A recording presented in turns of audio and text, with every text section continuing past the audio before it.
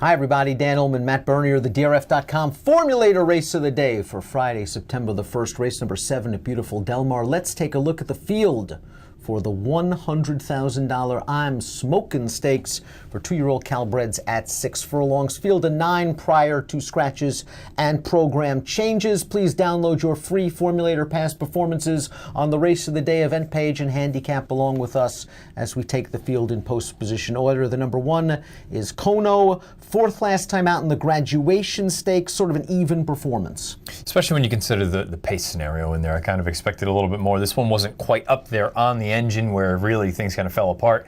Worked out a decent enough trip and just didn't offer anything. I don't think this horse is quite good enough to win here. Rafael Bejarano takes them out, however, for a barn that's done some good things at the current Del Mar meet. We have a positive Formulator fact to address for trainer Michael McCarthy. For the past 3 years, 2-year-old dirt sprinters, second-time Lasix users, 23%, $2.61 return on investment. The 2 is Sir Valentine going out for Kristen Mulhall. Solid gate-to-wire winner over a wet track at Santa Anita. Bet down to 7-2 against open foes last time out in the Santa Anita Juvenile, broke well but was simply out-sprinted thereafter. Just couldn't step, couldn't go on with it. I wanted to like this horse a lot more than I do. I love everything that Kristen Mulhall does. The blinkers go on, you get Pedroza, you have to assume you're on a send mission from the inside. The problem is there's some other legitimate speed in here. Like you say, there's nothing wrong with losing a runaway who might be the leading 2-year-old right now.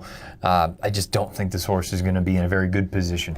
Big class drop, however, got the fig in the career debut. Very, very good trainer. Let's see what the Timeform US Pace Projector has in store for the I'm Smokin Stakes. Sir Valentine, they have Sir Valentine in 3rd. Ministers Don't Party, the 5 is on the lead. The 3 Continental Divide is 6th in this spot, and that's okay because this horse showed a willingness to pass horses last time out in breaking his maiden in the Graduation Stakes. Just rolled on the far outside. Victor Espinoza very, very confident with this horse. This is a son of Animal Kingdom, and went on with it. Maybe got a little bit short at the end, but I didn't really think that's what it was. I kind of thought that Smokin started picking things up toward the end. It's worth noting, these horses that ran 1st and 2nd, they got very, very good setups in that spot because there was a good true pace signed on. It started to fall apart. And again, I think you always have to give these 2-year-olds credit when they show that they can pass horses. The outside is always going to be the easier place to run and pass horses if you're going to do it. So that's why Smokin, we'll get to him in a little bit. I'm a little bit concerned that maybe Continental Divide had the best of the going in there, but they both ran well. Positive Formulator fact for Continental Divide's trainer Jim Cassidy. Past 3 years, last out winners on dirt, 24%, a positive return on investment. That's Continental Divide. Victor Espinoza retains the mount. The 4 Drizzy was the beaten favorite in the Graduation after graduating first out at Santa Anita on May the 20th. Do you think he had a little bit of an excuse in the Graduation?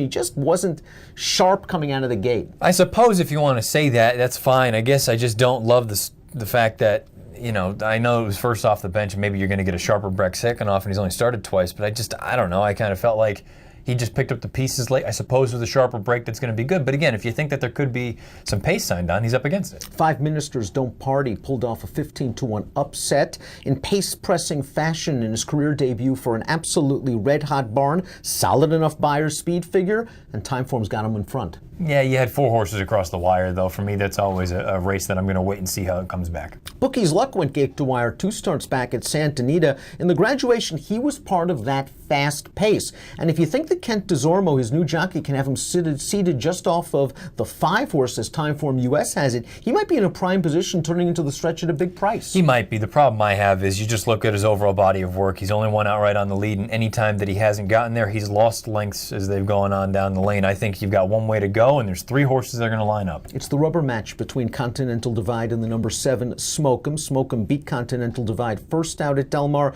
just missed last time out when breaking down towards the inside, and that's what you were referring to beforehand. Yeah, broke a little bit slow from the inside, never an easy thing to do, but again, the fact that this horse was in amongst horses down on the inside, all things considered, it was a decent enough trip, but again, whenever your inside horse is lightly raced 2-year-old, that's going to be a harder spot to run than it is the horse that's on the outside in the clear, just kind of winging it and dinging it.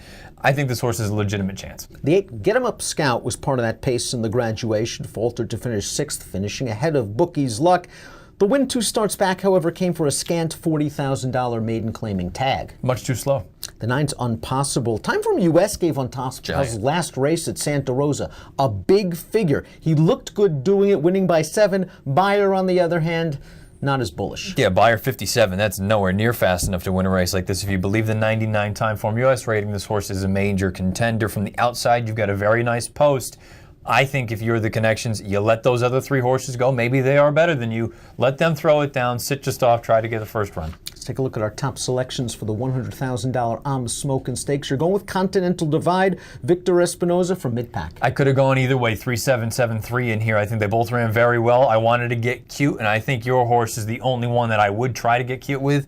I'm just afraid that we're going to have a carbon copy of their most recent race. Sir Valentine beat a couple of Friday's longer-priced contenders in the I'm Smokin' Stakes first time out. I like the way he did it. You always have to be careful when it's a wet track. But to me, this is just a gigantic class drop. And I'm going to trust Kristen Mulhall with this equipment change, blinkers on. He's going to be forwardly placed. And if the pace is fair, he should be in with a big chance turning into the lane. 2-3-7-5 for me in the I'm Smokin'. If you are playing the Friday Del Mar card from home, please consider DRF bets. You'll access a 10% win place takeout on 10 select tracks, including Del Mar, for the remainder of the summer, plus grab a $300 cash bonus. Learn more at drf.com/take10. An approximate post time for the I'm Smokin'. Race number 7 at beautiful Del Mar on Friday is 6:30 Pacific. Best of luck.